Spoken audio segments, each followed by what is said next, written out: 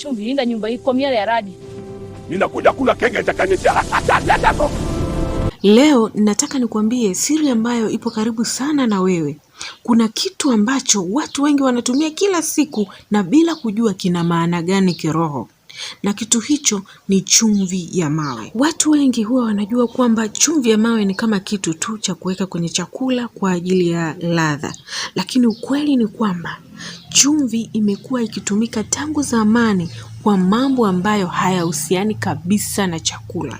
Kama ulikuwa hujui ni kwamba chumvi ya mawe ina nguvu ya kusafisha, ina nguvu ya kulinda na ina nguvu ya kubadilisha hali ya maisha ya mtu. Na hata mpaka leo hii wapo watu wanaotumia chumvi ya mawe kwa sababu wanajua kuna kitu maalum ndani yake, kuna kitu cha kiroho ndani yake, na hao ndio wanaopata faida za chumvi ya mawe. Sasa swali la kujiuliza ni kwamba kwa nini universe iliweka chumvi ya mawe ndani ya ardhi badala ya kuiweka mahali pengine? Na ni siri gani kubwa iliyofichika ndani ya chumvi ya mawe ambayo watu wengi hawaijui? Sasa leo katika video hii utaelewa kwamba chumvi ya mawe sio kitu cha kawaida kama tulivyozoea. Na inawezekana baada ya video hii hautaitazama tena chumvi ya mawe kwa macho ya kawaida. Siri ya kwanza kabisa iliyopo ndani ya chumvi ya mawe ni kwamba hii chumvi ya mawe unayoiona imebeba energy ya dunia. Chumvi ya mawe inatoka ndani kabisa ya ardhi. Na ardhi ina energy ambayo ni ya zamani sana. Energy ya vizazi na vizazi ambayo imekuwepo kabla hata ya kizazi chetu. Na ndio maana chumvi ya mawe ina energy ya asili ambayo haijachakachuliwa. Unaposhika chumvi ya mawe, unakuwa unashika kitu ambacho kimekaa ndani ya ardhi kwa miaka mingi sana. Energy yake huwa ni tulivu, nzito na ya asili. Na ndio maana siku zote huwa ninapendekeza kama una matumizi na chumvi ya mawe, basi hakikisha unaitumia ile ambayo haijachakachuliwa, ambayo haijapitia kiwandani, ili uweze kupata zile nguvu zake zote. Na mara nyingi universe huwa inaficha nguvu zake kwenye vitu vya asili. Ndio maana chumvi ya mawe ina uwezo wa kukuletea energy ya utulivu na usijue imetokea wapi. Yaani automatically utajikuta unapata utulivu, unapata amani ndani yako. Na pia hii chumvi ya mawe inaweza kufyonza nguvu mbaya au tunasema energy nzito. Kuna wakati mtu anaweza kujisikia vibaya bila sababu ya msingi. Yaani unajisikia umechoka, hauna mood, na kunakuwa hakuna tatizo kubwa.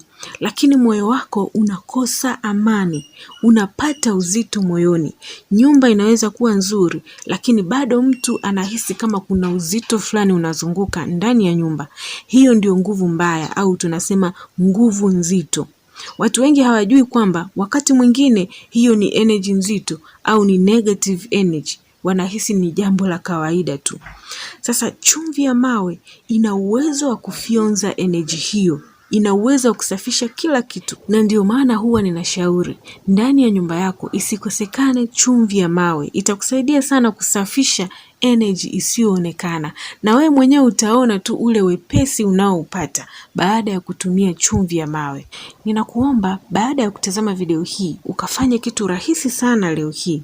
Chukua chumvi ya mawe kidogo katika kiganja chako. Kisha funga macho kwa sekunde chache. Usifikirie kitu chochote. Kaa kimya tu, halafu jiulize unahisi nini ndani yako. Kuna vibration gani unaipata ndani ya moyo wako au ndani ya mwili wako. Watu wengi watahisi utulivu wa ajabu. Watahisi amani ya ajabu. Hiki ni kitu ambacho kinaweza kutokea nyumbani kwako ukiwa wewe peke yako na chumvi ya mawe. Sio ukiwa mbele ya mtu au sio mpaka ufunge safari uende sehemu fulani. Ni wewe nyumbani kwako. Hiyo ni energy ya asili ya chumvi ya mawe. Nenda kafanya zoezi hili halafu utarudi hapa na ushuhuda. Kuna siri ambayo watu wachache sana wanaijua. Hii chumvi ya mawe sio kitu cha kawaida. Ndani yake huwa kuna nguvu ya asili inayoweza kuvuta nishati nzuri kama sumaku. Pale unapoweka chumvi ya mawe ndani ya nyumba yako, hasa sehemu yenye utulivu, unaanza kubadilisha vibration ndani ya mazingira yako pole pole bila ya hata wewe mwenyewe kugundua. Ni kama vile universe inatambua kwamba umejiandaa kupokea baraka mpya. Kwa hiyo nishati nzito inaanza kuondoka na nafasi yake inachukuliwa na nishati nyepesi yenye kuvuta mafanikio. Na watu wengi ambao wamebadilisha maisha yao ya kiroho walianza kwa hatua ndogo sana, na mojawapo ya hatua hizo ilikuwa ni kutumia chumvi ya mawe katika kusafisha mazingira yao. Na hii nilishafundisha sana. Unaweza kutumia chumvi ya mawe kudekia, na kadri nishati nzuri inavyoongezeka ndani ya nyumba yako, ndivyo fursa za mafanikio zinavyoanza kujitokeza. Wakati mwingine unakuta mtu anafanya kazi kwa bidii sana, lakini mambo hayaendi. Fursa zinapotea ghafla, pesa zinakuja na kuondoka, mipango inaharibika bila sababu. Lakini kiroho, hali kama hii mara nyingi ina maana kwamba njia zako zimejaa nishati mbaya, zimejaa negative energy. Sasa chumvi ya mawe ina uwezo wa kufungua njia hizo, kwa sababu inaunganisha nguvu za dunia na nguvu za universe. Unapoiweka karibu na mahali unapopanga mambo yako, unapoiweka karibu na biashara yako, kwa mfano mezani au karibu na kitanda chako unapolala, huwa inasaidia sana kuondoa vizuizi visivyoonekana. Hii ni muhimu sana ufahamu, na pole pole universe itaanza kusogeza mambo kwa urahisi zaidi. Utaanza kuona mambo yanaenda, pesa zina flow, na utaanza kugundua jambo la ajabu kwamba mambo ambayo yalikuwa ni magumu yanaanza kuwa rahisi. Hii ni kiroho zaidi na ni kiimani zaidi. Ukifanya kwa kuamini, mambo yanakuwa kwa nguvu ya ajabu sana. Na pia hii chumvi ya mawe ni kinga ya kiroho isiyoonekana. Yaani wewe kwa macho ya kawaida unaona ni chumvi tu ya kawaida. Ukionja unasikia ladha ya chumvi. Lakini katika ulimwengu wa kiroho, kuna jambo linaendelea ndani ya hiyo chumvi ambayo wewe huwezi kuliona. Watu wengi hawajui kwamba chumvi ya mawe ni kinga ya kiroho. Kuna watu waliweka chumvi karibu na milango yao. Asubuhi wakakuta wachawi wamekwama hapo mlangoni. Sasa hii unaweza ukaona kama ni hadithi tu za kutungwa au ni story tu za kuvuta attention. Lakini nataka nikuambie kwamba chumvi ya mawe ina nguvu ya kuweka mipaka ya energy. Unaponyunyiza chumvi kuzunguka nyumba yako au ndani ya chumba chako kwa kunuia, yale maneno yanakuwa hai, yale maneno yanakuwa ni silaha tosha katika maisha yako. Hapa kinachomata tu, tumia chumvi kwa nia, tumia kwa kufanyia manuizi yako, yale maneno yanaishi. Na hakuna kitu chenye nguvu katika ulimwengu wa kiroho kama maneno yaliyopewa nguvu, maneno yaliyoongezewa nguvu kwa kutumia chumvi ya mawe. Kwa hiyo chumvi ya mawe sio tu chumvi ikiwa tu hivi inaonekana, huwa inapata nguvu zaidi pale inapotumika katika kufanya manifestation, kuyapa nguvu maneno yako unayonena kwa kinywa chako. Kwa hiyo kuanzia leo hii nyumbani kwako, kama unahisi kuna energy mbaya zinakuzunguka au zinakufuatilia, nyunyeza chumvi ya mawe kuzunguka nyumba yako huku ukitamka maneno yenye nguvu. Naomba nikuhakikishie hayo maneno yataishi. Hayo maneno yatakuwa na nguvu maradufu. Yoyote yule ambaye ataamua kwenda kinyume na maneno hayo, ni lazima kimkute kitu. Na pia chumvi ya mawe huwa inaleta usawa wa energy. Yaani inasawazisha energy, au tunasema ina balance energy. Universe huwa inaendeshwa kwa usawa.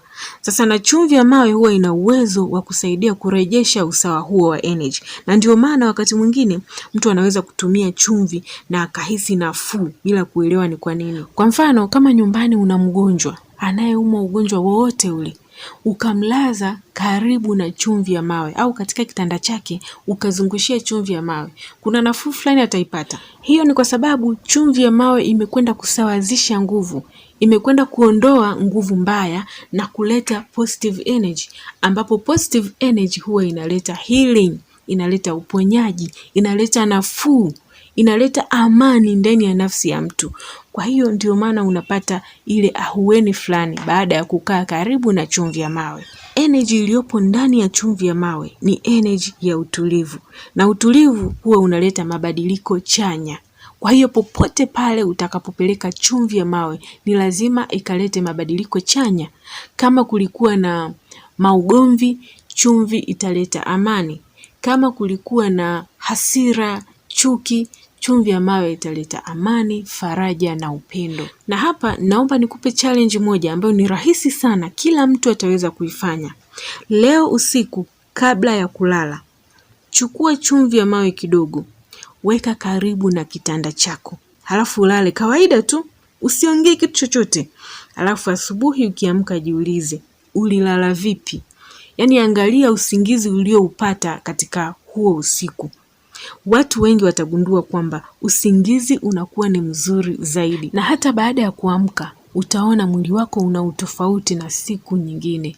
Hili ni zoezi rahisi sana. Hata wewe unayetazama video hii unaweza kufanya.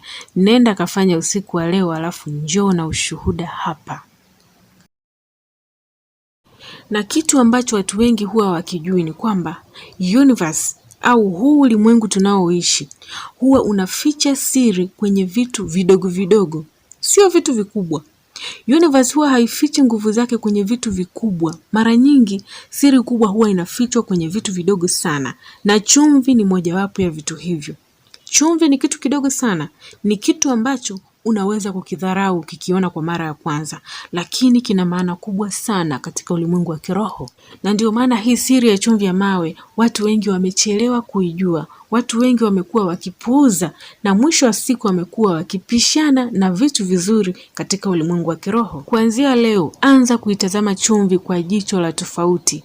Chumvi sio kitu cha kawaida. Chumvi ni kitu cha thamani sana katika ulimwengu wa kiroho, na ukikitumia vizuri unaweza kubadilisha maisha yako ya kiroho. Chumvi ya mawe inaweza kukusaidia kuachilia mzigo uliopo moyoni mwako. Katika hii dunia yetu, kuna watu wanabeba mizigo moyoni kwa muda mrefu sana. Yaani wanashindwa kuachilia. Pale inapofika full moon, nikisema achilia vitu vilivyopo moyoni mwako, kuna watu wanashindwa. Wanakuwa na wasiwasi, hofu, mawazo mazito. Lakini chumvi inaweza kukusaidia kuachilia mzigo huo. Wakati unafanya meditation ya kuachilia, hakikisha pembeni yako hakukosekani chumvi ya mawe. Chumvi ya mawe itakulinda kiroho, na pia itakupa utulivu ndani ya akili yako na ndani ya nafsi yako. Utajikuta unapata urahisi sana katika kuachilia na kusahau kabisa. Na pia chumvi ya mawe inaweza kuongeza aura ya kuvutia mafanikio. Kila mtu hapa duniani ana aura. Hii aura ni mwanga wa kiroho unaomzunguka mtu. Hata kama wewe hauoni kwa macho ya kawaida, lakini tambua kwamba kuna aura inayokuzunguka. Kuna mwanga wa kiroho unaokuzunguka. Lakini hii aura inaweza kudhoofika kutokana na mawazo mabaya, mazingira mabaya, au watu wenye nishati mbaya. Hii chumvi ya mawe ina uwezo wa kuimarisha aura yako kwa sababu inasafisha nishati inayokuzunguka. Unapokaa karibu na chumvi ya mawe kwa dakika chache kila siku, aura yako inaanza kuwa safi na kuimarika. Na mtu ambaye aura yake ni safi huwa anavutia vitu vizuri bila hata ya kufanya jitihada kubwa. Yaani kama wewe unaona mambo yako hayaendi, au ili mambo yako yaende ni lazima uteseke sana, tambua kwamba aura yako ina shida. Kwa hiyo anza kuisafisha kwanza aura yako. Step mojawapo ni kukaa karibu na chumvi ya mawe. Kutumia chumvi ya mawe katika mambo yako ya kila siku. Utaona jinsi ambavyo vitu vinakufuata wewe badala ya wewe kuvitafuta. Na ndio maana utaona baadhi ya watu wanapata bahati mara kwa mara. Yaani sisi tunasema, fulani ana bahati, fulani ana bahati nzuri, lakini kiroho ni kwamba aura zao ziko wazi kupokea. Wewe kama aura yako imejifunga, haipo tayari kupokea, hata ufanye nini, hauwezi kufanikiwa. Au utajikuta ili uweze kufanikiwa ni lazima uteseke sana, ni lazima uumie mno, ndipo mafanikio yaje. Sasa katika kanuni za kiulimwengu, haitakiwi wewe uteseke sana. Na pia chumvi ya mawe huwa inaimarisha mawazo ya kuvuta utajiri. Universe huwa inajibu mawazo yetu. Yaani jinsi unavyowaza ndivyo universe inavyokutendea. Lakini mawazo mazuri hayawezi kufanya kazi kama akili yako imejaa nishati nzito. Sisi tunaelewana? Chumvi ya mawe inakusaidia kutuliza akili na kufanya mawazo yako yawe safi zaidi. Naomba nikupe challenge nyingine ambayo utakwenda kuifanya nyumbani kwako ukiwa wewe mwenyewe peke yako. Chukua chumvi ya mawe, kisha ishike mkononi mwako kwa dakika chache ukiwa kimya. Halafu baada ya hapo anza kuvisualize unataka maisha gani, unataka maisha yako yaweje. Baada ya hapo utaanza kuhisi utulivu wa ajabu kichwani mwako. Utaanza kuhisi amani na faraja ya ajabu. Sasa huo utulivu ndio hali ambayo universe inasikiliza zaidi. Yaani universe huwa inasikiliza zaidi mahali penye utulivu. Kwa hiyo kama kichwa chako hakina amani, hakina utulivu, muda wote unawazawaza mambo mabaya, unawaza kufeli, kushindwa, unawaza umaskini, universe haiwezi kukufanyia kazi. Universe inakuhitaji kwanza utulie, upate utulivu. Inakuhitaji calm down, na hapo ndipo mawazo yako yanaanza kubadilika na kuwa nguvu halisi na kuwa nguvu chanya yenye mabadiliko makubwa. Utajiri wa kweli huwa hauji kwa ghafla. Mara nyingi huwa unaanza kwa mabadiliko madogo madogo yasiyoonekana. Hata hawa watu ambao mnawaona kama wamefanikiwa ghafla, wewe ndiye ambaye unaona amefanikiwa ghafla, lakini yule aliyefanikiwa anaelewa stage alizopitia, anaelewa mabadiliko aliyoanza kuyaona tangu ndani yake. Chumvi ya mawe inaaminika kusaidia kuanzisha mabadiliko hayo kimya kimya ndani yako. Unaweza kugundua pesa zinabaki zaidi, yani haziishi zote. Matumizi yasiyo ya lazima yanapungua. Fursa zinaanza kujitokeza na kukufuata. Haya yote ni ishara kwamba nishati ya mafanikio inaanza kukuzunguka. Universe inaanza kukuamini pale unapoweza kuhifadhi nishati uliyopewa, na hapo ndipo milango mikubwa inaanza kufunguka. Na pia naomba uielewe siri hii ya chumvi ya mawe. Hii chumvi ya mawe imetoka ardhini na ndani yake bado kuna nguvu ya dunia. Kwa hiyo ndani ya chumvi ya mawe kuna nguvu ya dunia, na dunia yenyewe ni chanzo kikubwa cha nishati ya ustawi na uhai.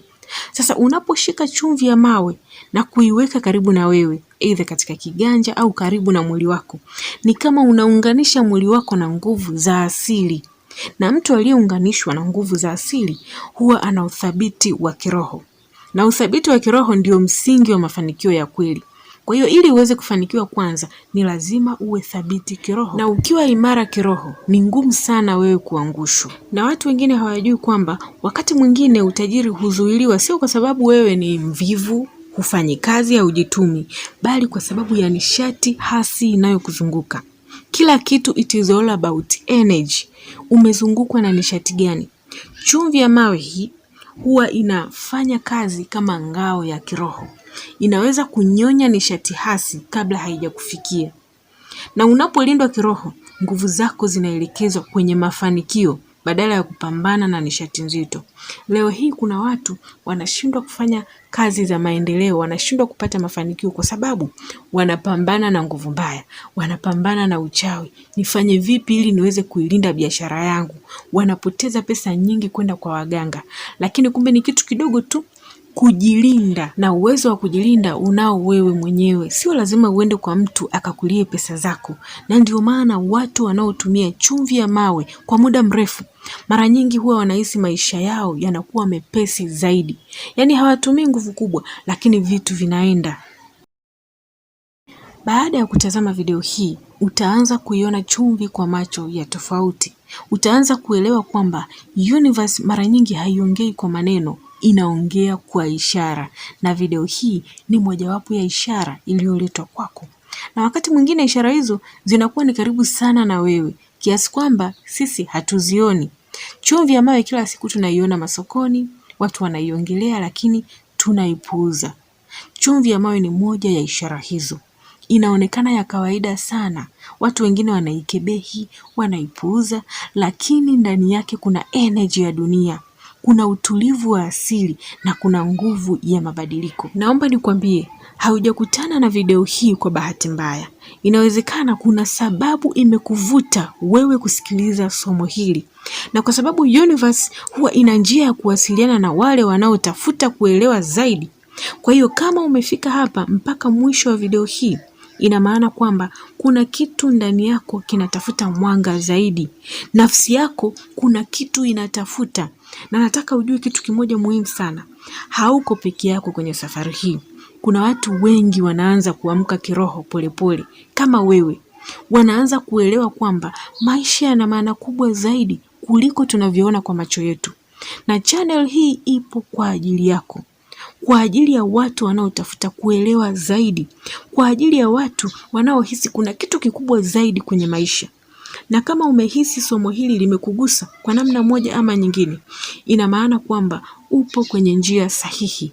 Endelea kujifunza, endelea kusikiliza sauti ya ndani yako, endelea kusikiliza intuition yako, na endelea kuamini kwamba universe inaongoza hatua zako, kwa sababu safari yako bado inaendelea, na inawezekana mambo makubwa zaidi bado yanakuja katika maisha yako. Na kitu kikubwa zaidi, amini kwamba wewe ni wa thamani zaidi.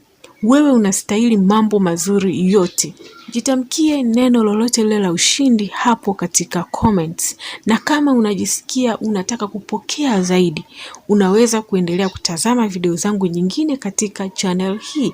Amini kwamba hauko peke yako katika safari hii. Unaweza kushare video hii na wale wote uwapendao, ili na wao waweze kujifunza. Na kama ulikuwa bado hujasubscribe, hakikisha una subscribe ili video inayofuata isije kukupita. Asante sana.